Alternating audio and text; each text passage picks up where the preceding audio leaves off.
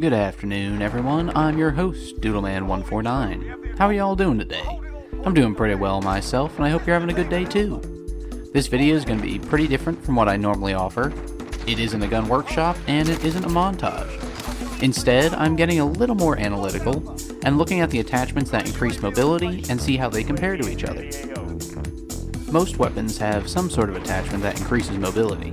In fact, most automatic weapons have a short barrel option and a no stock or collapsible stock option.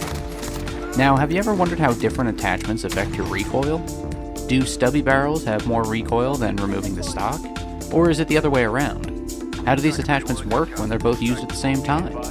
Well, today I'll be going over all of this for you. All mobility increasing options cost some sort of weapon effectiveness at further ranges. Short barrels improve movement and ADS speed while sacrificing range and recoil control. CQC stocks improve ADS speed but cost aiming stability. Removing the stock entirely boosts movement and ADS speed while costing aiming stability and recoil control. There are very few pure bonus attachments in this game, so everything is give and take. I've decided to cover my two favorite weapons, the FN Scar 17 and the Uzi, as well as the two most popular weapons, the M4A1 and the MP5. I'll be individually testing the base recoil for each weapon, the recoil with just the short barrel option, the recoil with just the no stock option, and lastly the recoil with both options attached.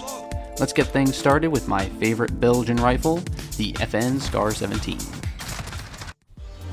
As you can see with the base Scar, recoil goes up and to the right, and is basically all vertical with little side-to-side bounce.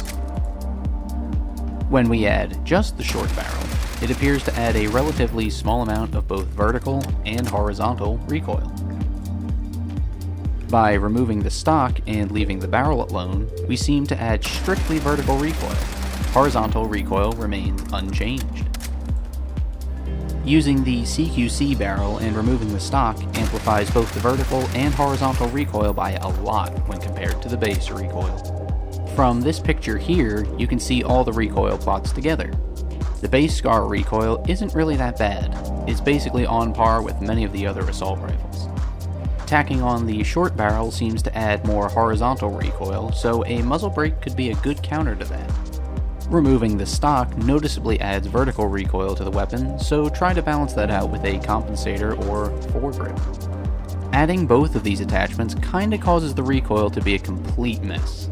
You could attempt to counter the downsides with a muzzle brake and the operator foregrip, but at that point you're using 4 attachment slots to basically get back to a base Scar with better movement speed. Next up, let's take a look at the Uzi. The base Uzi has a very low magnitude of recoil with a small amount of side-to-side bounce. Overall, this is very easy to handle. The short barrel is odd. It seems to reduce vertical recoil slightly while adding a good amount of horizontal recoil in its place. The no stock option is predictable in that it adds a good amount of vertical recoil while leaving side-to-side bounce alone for the most part. Combining these options is odd again. Horizontal recoil is increased, while the vertical recoil is less than that of the no stock option when used by itself. Looking at all these pictures together, the story seems very different from that of the Scar. Being an SMG, the recoil is far less and is very easy to control. The short barrel actually reduces vertical recoil but boosts horizontal recoil, something that I find harder to handle. I would use a muzzle brake to counter this attachment. Removing the stock greatly increases vertical recoil. I personally don't use attachments to compensate for this, but a compensator would be good if you're looking to have an easier time with that attachment.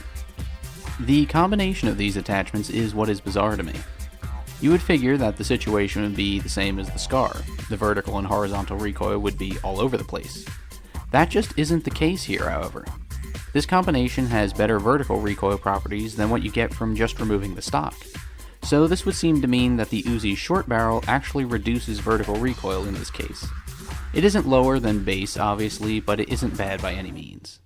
I would just use a muzzle brake if you're choosing to run both of these attachments. Let's next move on to the most meta AR out there, the M4A1. The M4's base recoil is typical for assault rifles.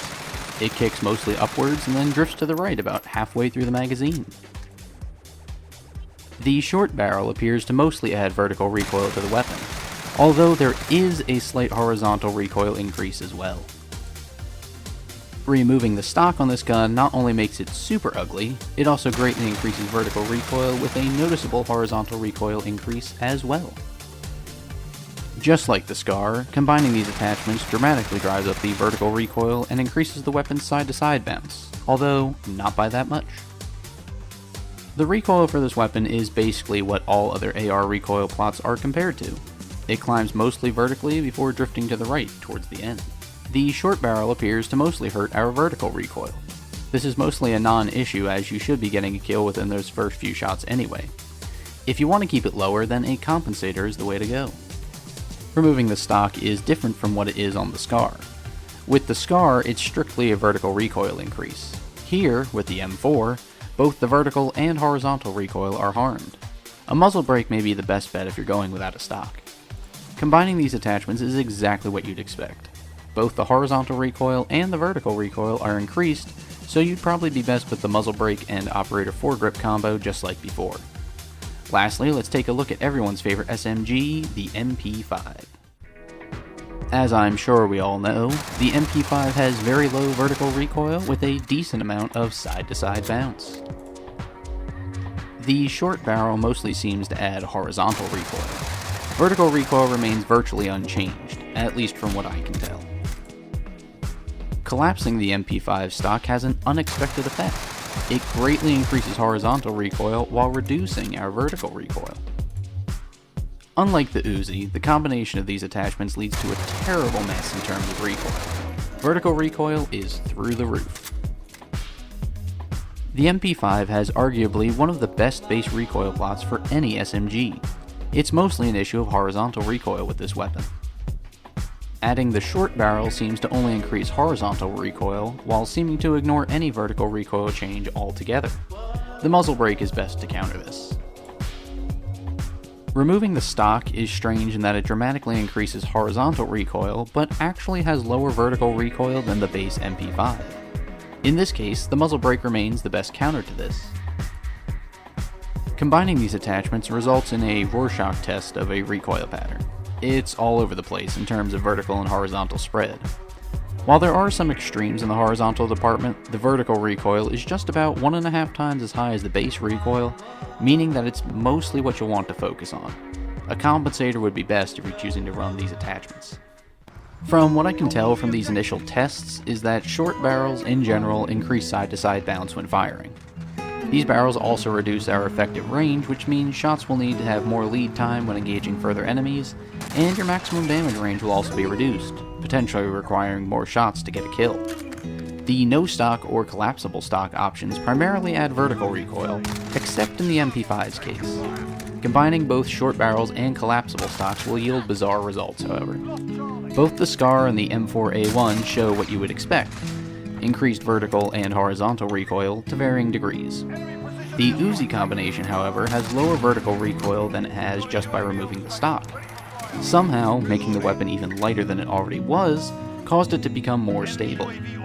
On the opposite end of the spectrum, the MP5 combination drove the recoil through the roof. I have a feeling many guns perform differently with these attachment types. I'd need to do more research to check on that though. And that'll be all for this video. But wait, hold up, before you guys click away because the video is over, let me just hold your ear a bit longer. Did you guys like this kind of video? Did you find the information useful at all? I know other YouTubers make content about the best builds, but I don't think I've ever seen a video about what attachments cause what type of recoil changes. I honestly had a ton of fun making this, so if you guys also enjoyed this, please let me know in the comments down below. If I get some positive feedback on this, I'll definitely go through and do this for every weapon that has these attachments. Just be sure to let me know, one way or the other. This has been Doodleman149, you've all been a great audience, and I will see you later.